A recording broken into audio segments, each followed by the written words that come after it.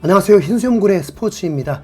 2026 북중미 월드컵 아시아 지역 2차 예선 마지막 경기, 한국 대 중국의 경기가 상암 월드컵 경기장에서 열리게 되었습니다. 지금부터 실감나고 생생하게 전해드리도록 하겠습니다.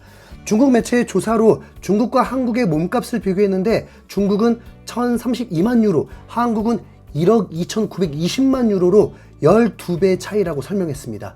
한국은 중국과의 상대 전적에서 동아시안컵 대회를 제외하면 15승 10무 1패 전적을 기록하고 있습니다. 손흥민은 국가대표로 뛰는 동안 안타깝게도 일본과는 단 한 번도 붙어보지 못했는데 중국과는 그래도 6번의 경기를 해봤습니다. 그리고 손흥민이 빠진 경기에서 한국은 중국에게 0대1 패배를 당한 적이 있었습니다. 그 경기가 2018 러시아 월드컵 최종 예선 원정 경기에서 벌어진 충격적인 결과였죠. 중국은 한국 원정에서는 단 한 번도 이겨본 역사가 없습니다. 의외로 한국은 중국에게 대량 득점을 해본 적이 없었습니다. 최다 득점이 3점이었습니다. 그래서 이 경기를 주목하고 있기도 합니다.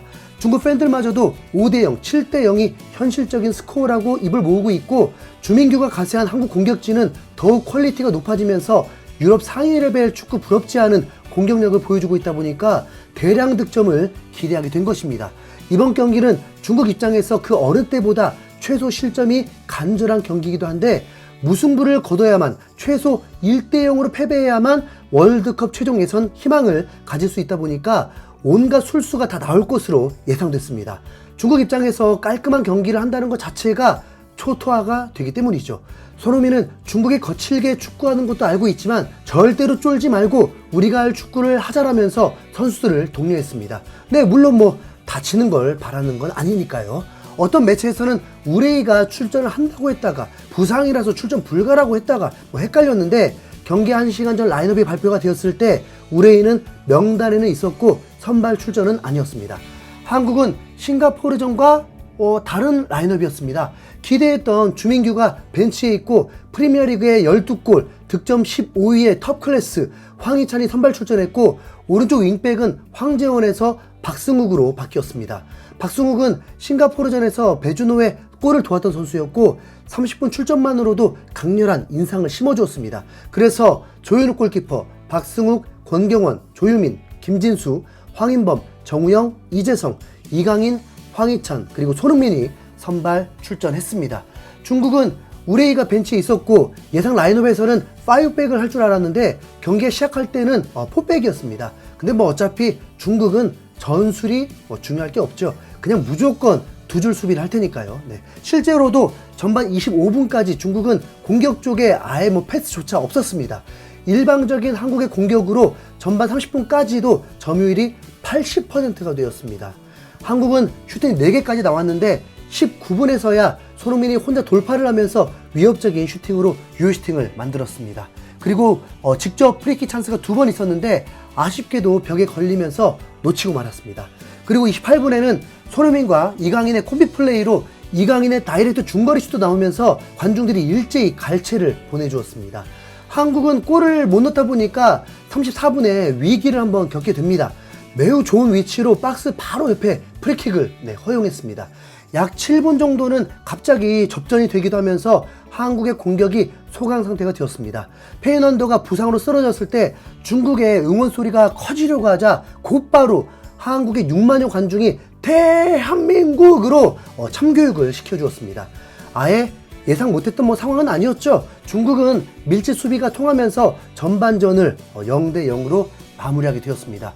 분명 골이 없었으니까 팬들은 불만을 가질 수 있었고 답답해할 수 있었는데, 손흥민이 43분에 관중들을 향해서 갑자기 두 손으로 3대0 숫자를 만들고 여유로운 미소를 보여주면서 팬들의 열광적인 함성을 보내주었습니다.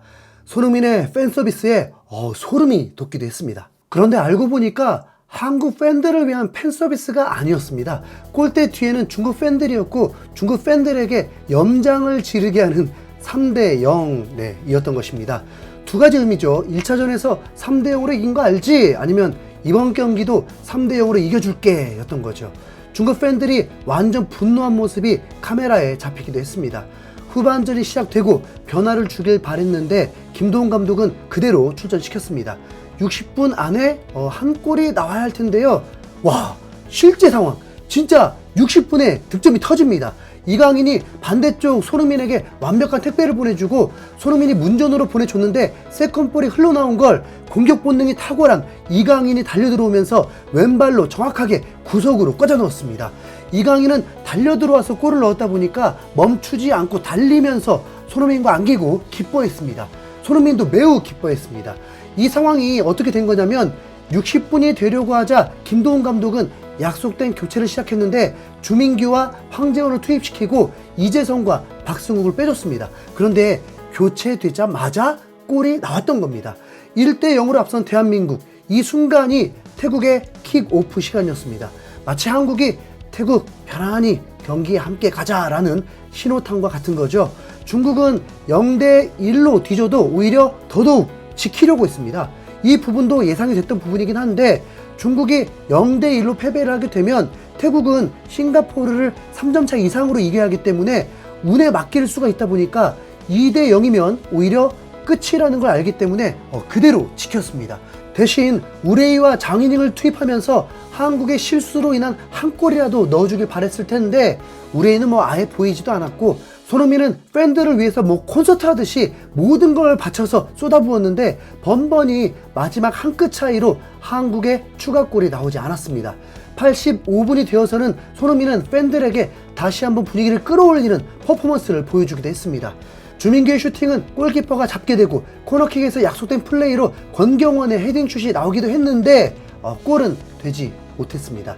1대0으로 끝이 나면 솔직히 한국에게 아쉬운 게 사실이죠. 하지만 상황이 결과가 이렇게 되니까 솔직히 최종 예선의 재미를 위해서 이대로 경기가 끝이 나고 태국이 다득점이 나오지 못하면서 중국이 극적으로 올라오면 좋겠다라는 생각은 좀 들었습니다.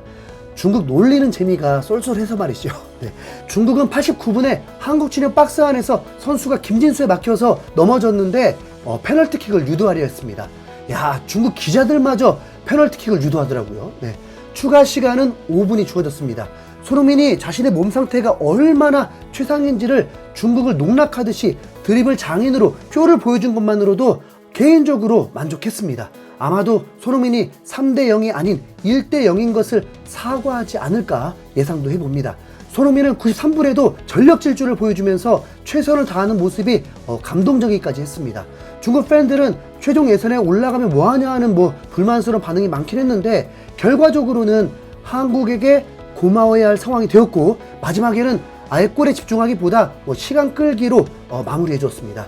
이제 태국전을 기다려야 합니다. 한국은 내려앉은 팀에게 역시나 많은 골을 넣지를 못했습니다. 그런데 이렇게 대놓고 내려앉은 팀에겐 한국이 아니더라도 강팀들도 골 넣기 쉽지 않습니다. 최근 유럽 본선을 준비하면서 잉글랜드, 프랑스, 포르투갈도 모두 약팀에게 패배하거나 졸전을 펼치게 되었습니다. 너무 비판하진 않으셔도 될 듯 합니다. 손흥민이 중국 선수들에게 몇 차례 고의적으로 파울을 당하면서 분노케 하는 장면도 있었는데 최종적으로 부상 없이 마친 것도 다행이고 고맙네요. 네, 이상 흰수염고래였습니다. 감사합니다.